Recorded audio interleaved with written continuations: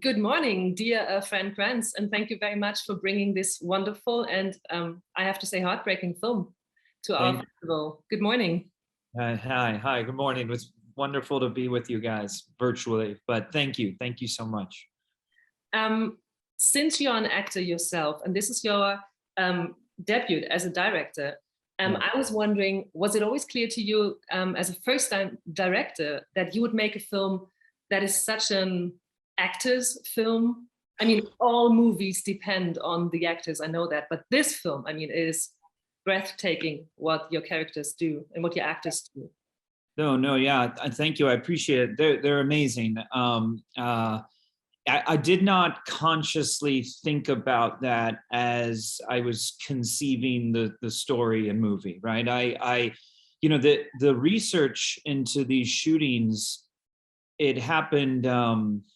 It didn't happen because I had a movie in mind or I was trying to tell some story. I truly was frightened and confused and angry and I felt like I really needed to know more. Just as a parent, I was a new parent. My daughter was just 1.5 years old.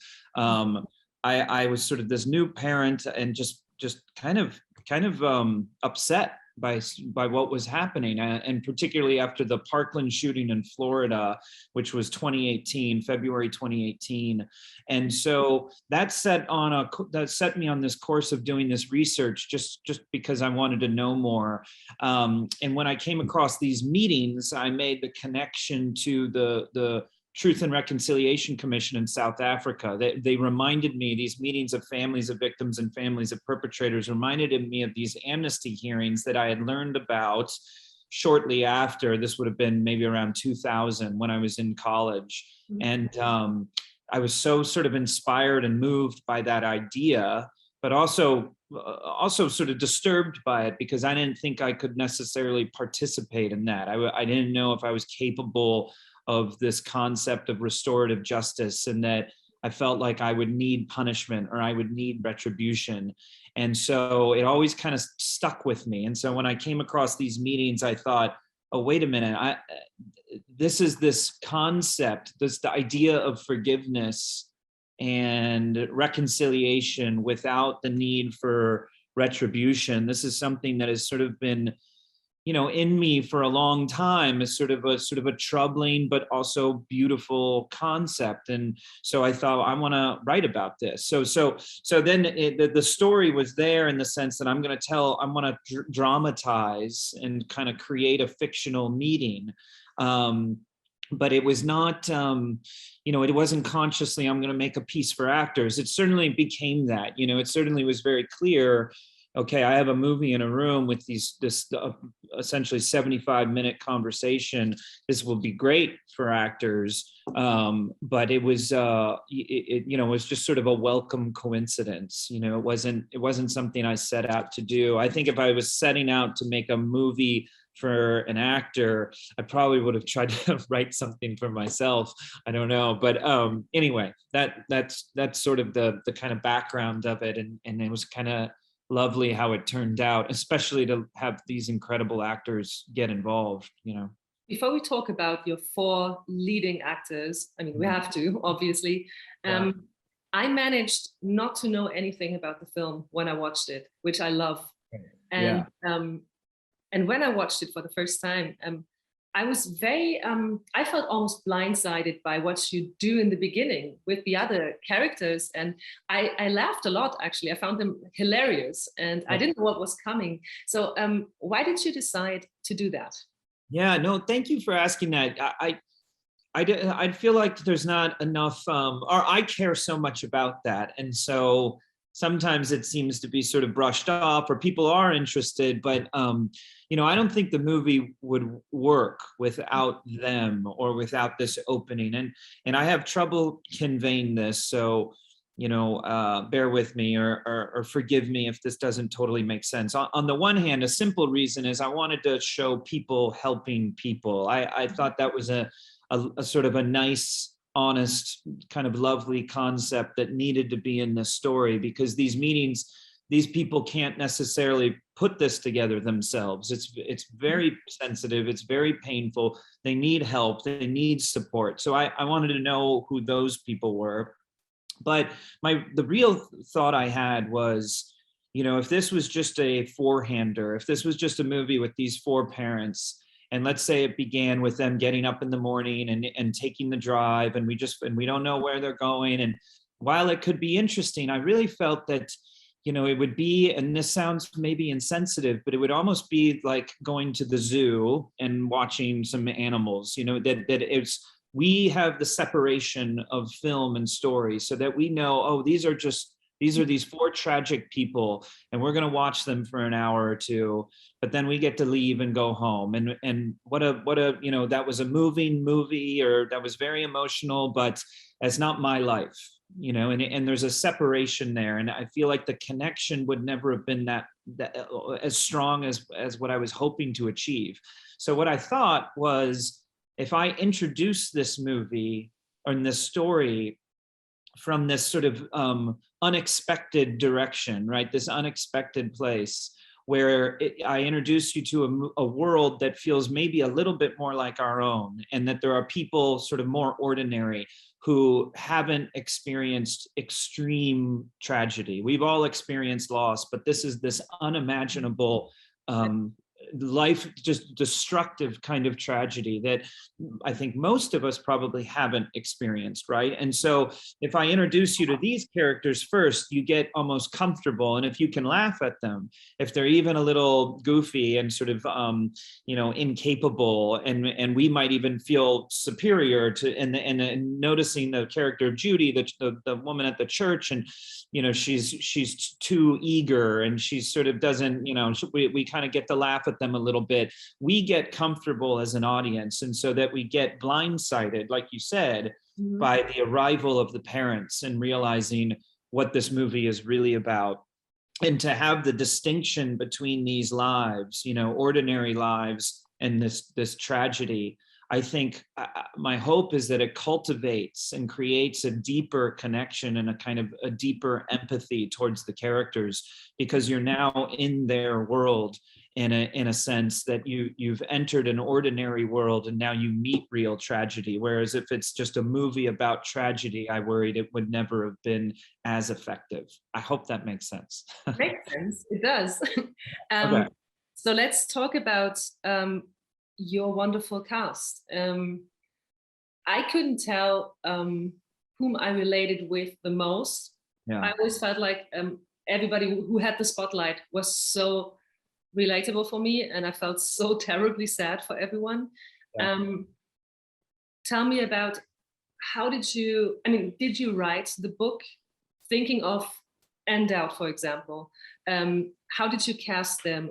Who was there first? Did you know that if I have and Out, I need Martha? Or tell me about it.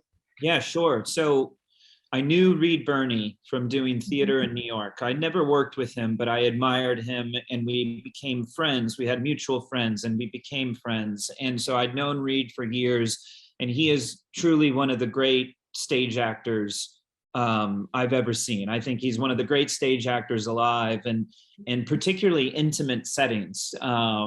He's won a Tony for Broadway, but if Reed off Broadway in a smaller theater, his naturalism, his subtlety is really breathtaking. I really was so just blown away when the first few times I saw Reed work. So I wrote the part of Richard for him. I never imagined, I thought I was going to make this for no money, and we did make it for no money, but I thought I was going to make it for very little and have to get favors from friends, so I had some New York theater actors in mind, not necessarily household names or the kind of well-known actors I ended up with. Linda, you mentioned And Out. I'll just say this jumping ahead. For whatever reason, I could never visualize Linda very well. For the other three actors or characters, I could see actors. I had obviously Reed Birney, but I had other people in mind for Gail and Jay. Linda was always vague. And I think it had to do, my trouble visualizing her, I think had to do with the complexity of the role and the intensity of the role, and that it was just very difficult to just say, oh, she'd be great for this. There weren't obvious sort of choices for this in my mind. It was sort of the tragedy of this particular part of the mother of the murderer and the shooter. So look, we really lucked out. I mean, I knew I lucked out. And when I hired a casting director and the pieces started to fall into place, I had a location and a date. I had agencies start sending me lists. People really seemed to respond to the what I wrote in the screenplay. And I was seeing interest from actors I never kind of dreamed of. And so I think I first heard Jason Isaacs wanted to meet, which at first I thought, oh no, that's terrible because he's Harry Potter, he's Lucius Malfoy. Like, I can't have him walk into this room. It will ruin the illusion of reality. And then I kind of got over myself and was like, what are you thinking? You have to meet Jason Isaacs. And when I saw Martha Plimpton's name on a list, that was it. I could never think of anyone else for Gail. And I don't know quite how to explain it, but, I grew up watching Martha, like a lot of us. And I remember seeing her in Running on Empty and with River Phoenix. And there was a scene in which she holds back so much emotion. She fights off the tears and the emotion. And I just always struck from even as a kid, I just always thought that's like a real actor, that she was so different than the child stars around her, I always thought. And of course she's grown into that and done great stage work. And so it was right there. I thought Martha's the one, and we got along, we met, and then Jason and I met and got along. And once all those pieces came together, it's funny because I think we struggled to come up with Linda, but I think we almost needed everything in place. Like, I needed my church. I needed to see the world in Idaho where we shot and feel that place. And then all of a sudden, her name might have been around for a while, but all of a sudden it just thought, oh my gosh, Ann Dowd, she was available and we took a chance. And thankfully the actors all, loved the script because they didn't get paid a lot of money. Yeah. I feel like in my life, there were sometimes I saw real magic happening when it comes to art. And it's very, very, it doesn't happen a lot, to be honest. But sometimes you see it, that something exceptional is happening. And I imagine it must have felt like that when you were directing these people in that room. Thank you. That's beautiful of you to say, and thank you. It means a lot to me. It really was. I mean, I had so much on my mind. I was sort of producing, writing, directing. I financed half this movie. I often couldn't allow myself to sort of admire it all, and think, gosh, this is going great. It was a bit, we shot it in 14 days. The Conversation was shot in 8 days. So a lot of like 10, 12 page days, 15-minute takes. It was nothing could go wrong. But yes, so we had a 2.5-day rehearsal in New York City.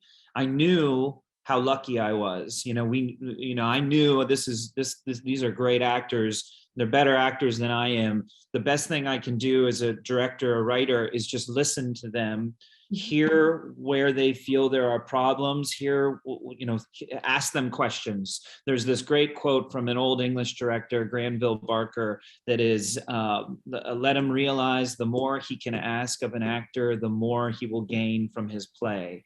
And it's a sort of beautiful, inspiring thing for actors.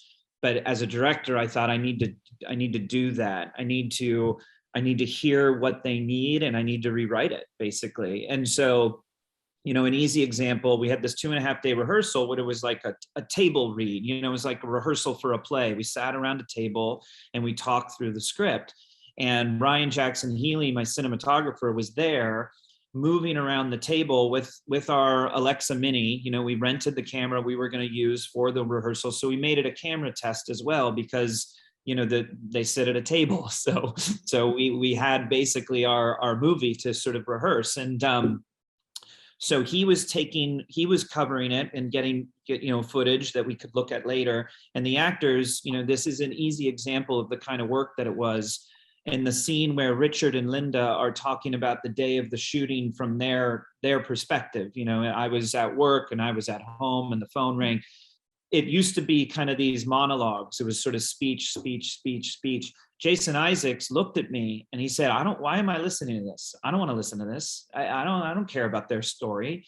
And it was such an honest, reaction and response that it was like, okay, that's it.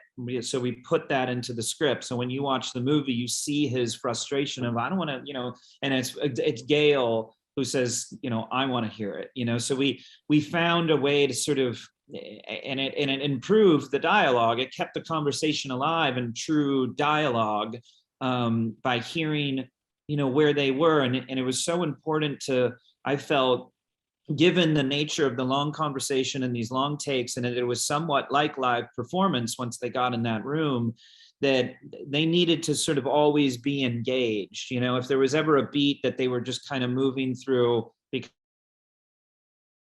didn't fully feel engaged with, it could ruin later moments, right? So it was all a matter of making sure they had everything they needed to kind of carry them. And then I'll tell you the sort of the moment though, because you talked about sort of watching them, the kind of the magic of it. About a week later or a few days later, Ryan sent me a link of all the rehearsal footage, and I was able to see, oh my God, they're amazing. Even rehearsing, they're amazing. And we can do this. This is, I believe this will work. We're going to try and keep it interesting visually. We want to do some things, but yeah, I thought of My Dinner with Andre and Scenes from a Marriage, and these some movies that don't do so much necessarily, and can stay in a 2-shot, or just very simple coverage sometimes can get you so far through dialogue and just sitting at a table. The first episode of Scenes from a Marriage was very much kind of a roadmap for us, because it begins sort of simple and as a documentary, and by the end of that episode, you're immersed in this terrible, ugly fight between couples and the sort of post-dinner party scene. And you wonder, how the hell did I get here? How did I start at this sort of 2-shot documentary and end up here? So that was much of the concept of moving through it. Anyway, sorry, I'm kind of going off topic. But... no, it's interesting. You talked about it, how real school shootings being a catalyst for you to write that script, and how you couldn't understand how people can actually not feel the need for revenge or retribution or whatever. You decided for something else in that film, for redemption basically, and forgiveness, and still a lot of sadness. Why? Yeah, so I started reading, right? So this was, the day of the Parkland shooting, I was on Amazon ordering books, Columbine, Newtown, Norway, just you name it. I wanted to sort of read about them. And I was immediately, one of the first things I was struck by was the sympathy, the compassion I had for the parents of the shooters, the families of the shooters, because I did not find just these sort of general monster, right? I didn't necessarily find these abusive parents. Very often, Nancy Lanza, the mother of the Sandy Hook shooter, essentially committed a crime, giving her child access to weapons, and given who he was and his age, going to gun ranges and sort of introducing this. So you're looking at this sort of abhorrent case of how she handled this. But when you get to know her more deeply and sort of read more into it, you realize this is a woman who basically spent her life, her child's life, desperately trying to figure it out. And as a parent, even when my child was 2, I understood that. So I was really struck by how it was disarming how much empathy I seemed to feel for these people. And so I never thought I can write them as anything other than sort of, with some dignity and humanity, and really plead their case. I wrote them as sort of four protagonists, right? And really tried to argue each perspective and really put myself in the shoes of, how would you deal with this? And, it was sort of easy, I suppose, not easy, but, to amplify, my regret as a parent of a toddler and, screwing that up one day, or my frustration with a child, and sort of amplify this into, these nightmare scenarios. But it never, I guess I felt so much concern and compassion around it that I wanted to try and make sure that we pay attention to these people in a different way. That I wonder, nothing really seems to happen in our country. It sort of seems shocking that we can't make any kind of real legislative change for some of the access to the kind of weapons we have. And it breaks my heart that the media moves on, and you kind of the trauma endures and the pain endures. Mm-hmm. So I thought, what if we sort of change our mode of thinking about it? What if we paid attention to a different aspect of it?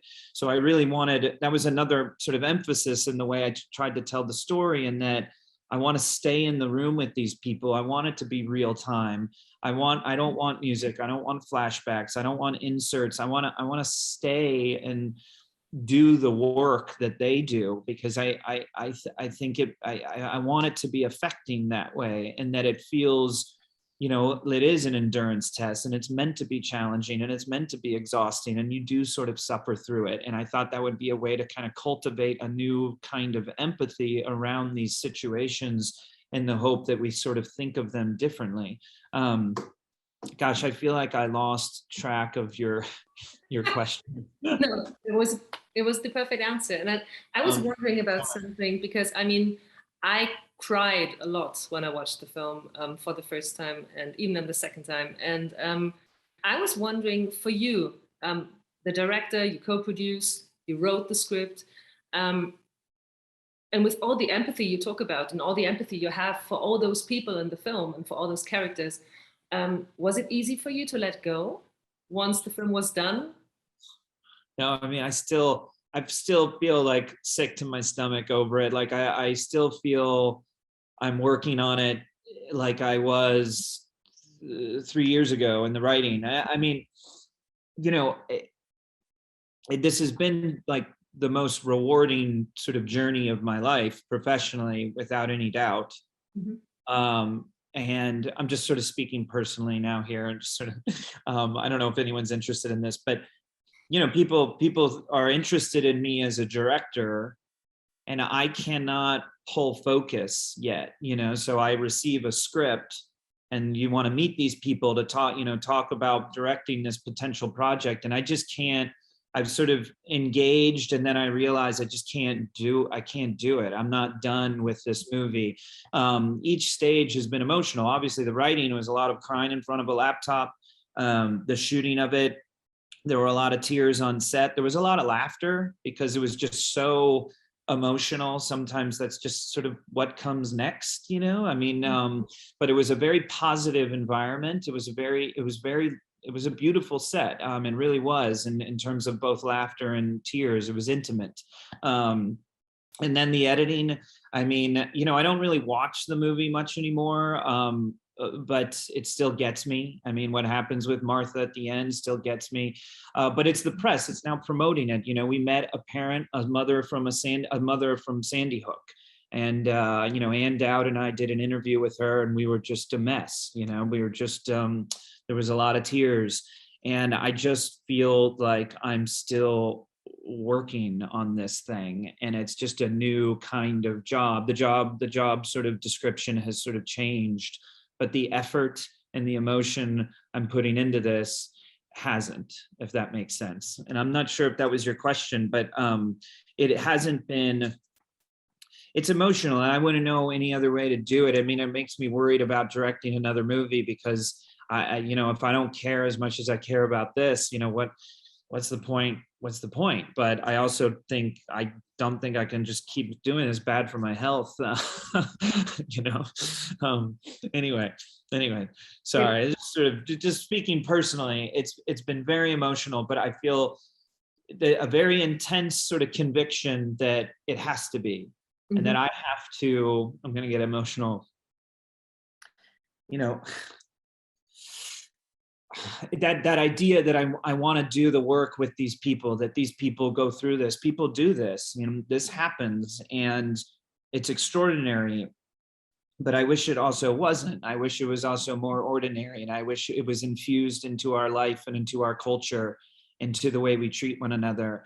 And this aspect, this quality of listening and sitting down at the table with people you feel differences for, and even blame and hate towards, and trying to work through it to get to a better place.